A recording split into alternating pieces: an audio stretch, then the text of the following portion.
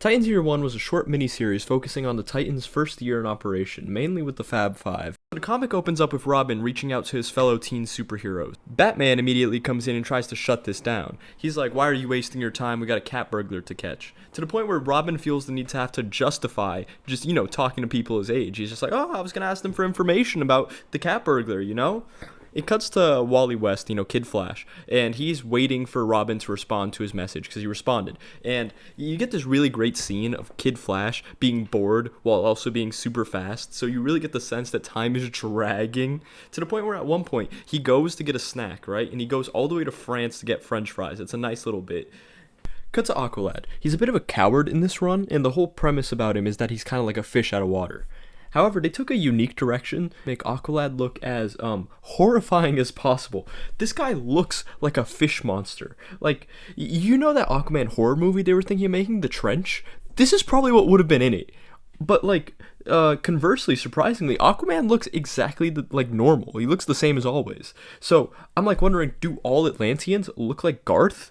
But half Atlanteans like Aquaman don't? If Mira showed up in this run, would she have this pale skin and weird teeth and sunken eyes like he does? It's just something to think about. The comic cuts to Robin and Batman patrolling, but Batman is acting uncharacteristically gung-ho. He's disregarding Robin's advice while also just attacking some random dude because he thinks that he's a criminal. And even when the guy disproves that he's a criminal, Batman just throws him into some crates. To the point where the next day, Robin is talking to Kid Flash and he's talking about how Batman is being weird, And it cuts to Batman confronting a man at the jewelry store that he thinks is the cat burglar. But he ends up just beating this innocent man, destroying the jewelry store's property, and then stealing the necklace. And when Robin tries to, be like, "What the hell are you doing?" he just backhands Robin into a cabinet and leaves. To the point where the store owners were like, "So, are you okay? Do you want us to call your parents?" And it just kind of ends on this sad picture of Robin with that note hanging over him, because Batman is his parent, and he's obviously the one doing these things to him, beating him up and going crazy. Issue 2 picks up with Aqualad confronting Aquaman as he steals missiles off a submarine, and then easily gets beaten by Aquaman. Actually, he doesn't really get beaten so much as he gets dissuaded from attacking because Aquaman is just so superior to him, and he just kind of claims that, you wouldn't be able to do anything if you tried. And Aqualad is just kind of like, "Well, maybe you're right." It then cuts to the Flash just running away, disregarding Kid Flash, and then when Kid Flash tries to get through to him, he just kind of says, "Beat it, kid, we're not even related." And I actually went and looked this up. Teen Titans issue 1 took place in February 1966, and Flash issue 165, the issue where he gets married to Iris, took place in November 1966. So he actually was just a couple months away from marrying into Wally's family. But it could just be we're not related by blood, perhaps, but either way, it's just unnecessarily cruel. The Titans meet up, well, specifically Aqualad, Kid Flash, and Robin, and they're just kind of like, the superheroes are acting strange. Also, in the scene, it reveals that Aqualad can't drink fresh water, they hand him a water bottle, and he can't drink it. I don't know if this is something new, but he can't drink it. They say that he can sit in it, though, because obviously Aqualad, he needs water every hour or else he'll die. But the fact that it specifically either has to be salt water or he has to be a large body of fresh water that he can submerge in, it just, Aqualad sucks. There's no way around it. This guy he's kind of useless on land. Keep him in the ocean. Cut to Speedy. He's stopping Green Arrow from robbing a truck, but he fails and Green Arrow gets away.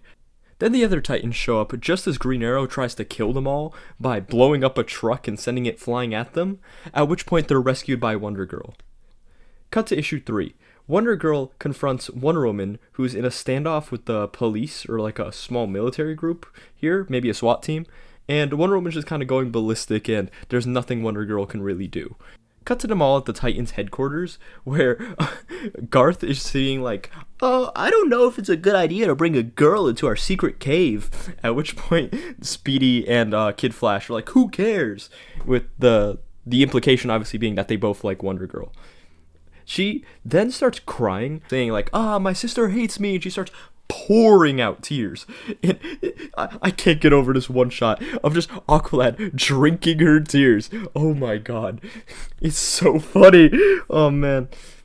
It cuts to the Titans being like, we're gonna team up, basically, and take down the individual heroes. And he basically tells Speedy and Wonder Girl to go on one team, while him, Kid Flash, and Aqualad go on another. And Wonder Girl and Speedy are very ecstatic at the idea, obviously hinting that they like each other. Meanwhile, Wally West is just desperate. He's just like, maybe Wonder Girl and I should team up instead. To which point Giga Chad Robin just goes, no. And he's like, you and Aqualad are coming with me. The first battle is the 3 original Titans versus Wonder Woman, but really all it comes down to is Aqualad and Kid Flash being a distraction until Robin just kind of knocks out Wonder Woman with a smoke bomb, or like a gas bomb. And then Wonder Girl just kind of one-taps the Flash after Speedy distraction, and then it just cuts to a montage of them just systematically taking them down until the point where the only one left is Batman.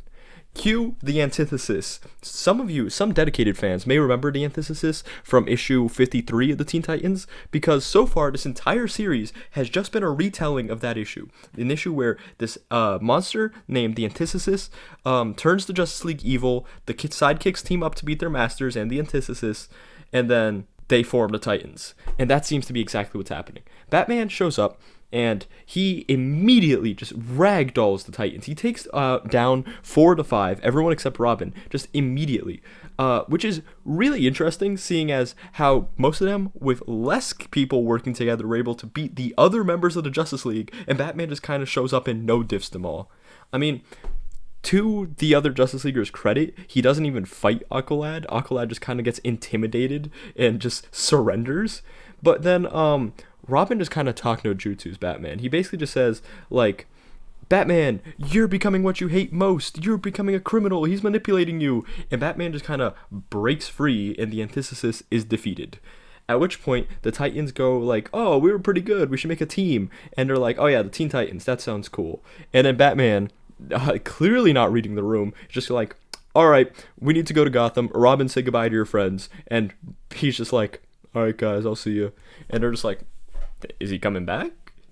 Cut to issue 4. The Titans are scheduled for what appears to be a TV appearance, and there's this nice little gag where Wally West is dealing with a pimple, and it's actually implied to be from his earlier activities of eating so many French fries from France, which is funny. We see Wonder Girl in the dressing room, and she's just head over heels with this band on the TV. It's really taking me back to the 60s comic, where Wonder Girl's just kind of infatuated with, like, some random, like, musician of the week. I swear to God, I really hope it's the Flips, but I, like, sincerely doubt it, because they don't have, like, mechanical surfboards or anything. Then, going down, there's, like, this really weird panel where Aqualad just throws up for no reason. Like, they're really making him come across like the weird kid in the class. Oh, I forgot to mention, in the last issue, there was this one panel of Aqualad just clapping after they announced the teams. And I think it really just sums up Aqualad's portrayal in this comic, which is cute but pathetic. Anyway, oh, the Flips? It is the Flips! For any of you who are unaware, the Flips are a band from the original run of the Teen Titans that had, like, these cool mechanical gadgets, like a surfboard or a motorcycle. Anyway, it cuts to Robin. He's on a stakeout, it appears, and Alfred confronts him, basically telling him, like, oh, Batman told you to stay here, but I'm sure you know where you belong, and obviously it's with the Titans. Then the Titans are scheduled to go on, and it's actually a really funny gag where they call Kid Flash Speedy, and yeah, why is the fast one not called Speedy? I don't know. Anyway.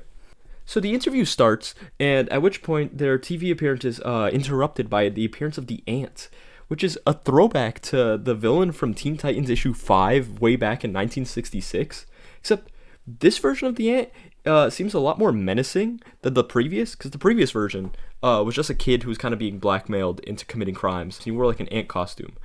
This version of the Ant, however, just shows up, and he's just pissed at the Titans, I guess because they're, like, popular or something, and he just decides to systematically just beat all the Titans. Like, there's the scene where he beats Aqualad, and I think it's the only impressive thing Aqualad has in this is when he catches, like, this system of lights, which proves that he has some strength. He has, like, Atlantean strength, I guess, which was debatable in other comics, I suppose. But then he just he gets beaten by the ant turning on studio lights because they're like, oh, you're gonna fry.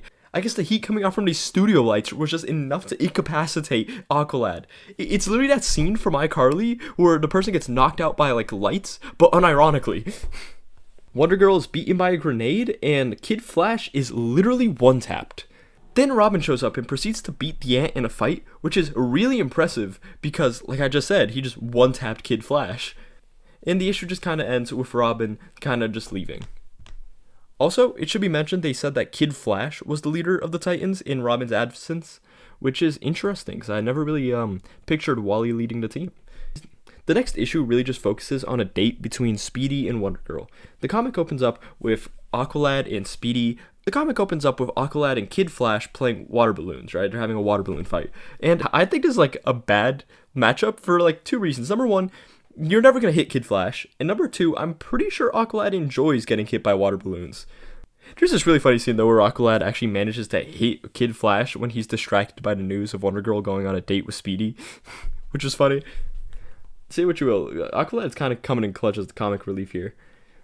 So the date with Roy and Donna kind of goes pretty well until the point where Green Arrow's car that Speedy was driving for the day, he kind of borrowed Green Arrow's car, was stolen. And he just kind of loses his chill. He starts like lashing out in kind of like a prideful way. Like Wonder Girl's like, oh, I'll carry you. And he's like, I do not need you to carry me. Let's get help from the other Titans. He's like, I don't need them. He's really just being prideful. So, the next page, it reveals that the person who stole the car is Ding Dong Daddy. If I'm not mistaken, Ding Dong Daddy was from issue 2 of the original run. He's just a dude who likes to steal cars and trick them out, basically, and turn it into weapons. Some of you might even remember him from the one episode in the Teen Titans TV show where he was relevant. But, oh my god, I love Ding Dong Daddy so much just because of how stupid his name is. It's so funny. It's at this point, however, when Speedy is explaining to Wonder Girl who Ding Dong Daddy is, that I started thinking like, oh, does this take place before they fought Ding Dong Daddy or after? Because like, if it was before, then Wonder Girl should have known who he was. And if it was after, then she should have already known. But then, like a moron, I realized this is just a retelling probably for post-crisis. So none of that information matters. So Speedy and Wonder Girl confront Ding Dong Daddy, and Wonder Girl just effortlessly takes apart his gang. Because obviously it's just regular people versus Wonder Girl. At which point Ding Dong Daddy escapes with Green Arrow's car, and he reveals that he has machine guns that he added to it, a fact that even Speedy thinks is cool. Wonder Girl saves Speedy from the bullets, but Speedy is just being like, I can handle it. And then Wonder Girl ultimately has to step in and destroys Green Arrow's car in the process of saving Speedy from essentially just getting run over. Something that he does not take well. He is mad that she wrecked the car, and he goes out of his way to basically say, you've done enough, I don't need help from some stupid girl, which is just sexist and prideful, and it really just comes across that like Speedy, he's insecure. He wants to prove that he can do things on his own, and he's being pretty hurtful to people around him when his pride is threatened. This interaction, of course, leads to the date ultimately not going that well, to the point where Wonder Girl comes back home and is just crying to herself because she doesn't really know why it went so wrong. The final issue of the series focuses a lot from the issue where the Gargoyle showed up in the original run, where basically there's a villain named the Gargoyle that torments Robin with images of his friends berating him. And in this issue, you see systematically the Titans, except for Speedy, getting turned into smoke, and then Robin ends up at a graveyard with the graves of his friends there, and he gets pushed into his own grave, at which point he himself is berated by his friends, namely calling out his leadership skills, which Robin responds by saying, I never asked to be leader, I'm not responsible for them. This leads to Robin being tormented by saying that he doesn't want to be responsible for his team, well, he's going to be alone for eternity, just like he always wanted. At which point, Robin accepts the fact that he needs his team, and they need him, and that he decides where he belongs. Obviously referencing to the fact that throughout the entire series, Robin has been split between being with Batman and the Titans, and he's finally chosen that he belongs with the Titans. At which point, he pulls his team out of their graves, and the villain is revealed as the Antithesis. He's back, and the Titans say, he doesn't control us, we have the power, we can do this, together we can handle anything, and they finish it off by saying their iconic catchphrase for the first time, yelling Titans together as they rush into battle. It's a worthy feat to mention, by the way, because they were able to resist the Antithesis mind control, but the Justice League wasn't. And the comic ends with Batman writing a text to Robin, basically stating that he understands that he needs the Titans in the same way that he needs him, and that he's proud of the leader that Robin is becoming. However, in typical Batman fashion, he just reverts to his old ways, deletes the message, and just tells Robin to come home. And that's the end of the run. Overall, it was a good run. I like the art. Obviously, Aqualad is kind of atrocious, but I feel like that's kind of what they were going for. Wonder Girl kind of looks like a marionette, like with the blush they put on her cheeks. But overall, I like the art. The pacing flowed pretty well, even if the plot just kind of jumped around. But it was overall a very good series and a cute retelling of the Titans' early years.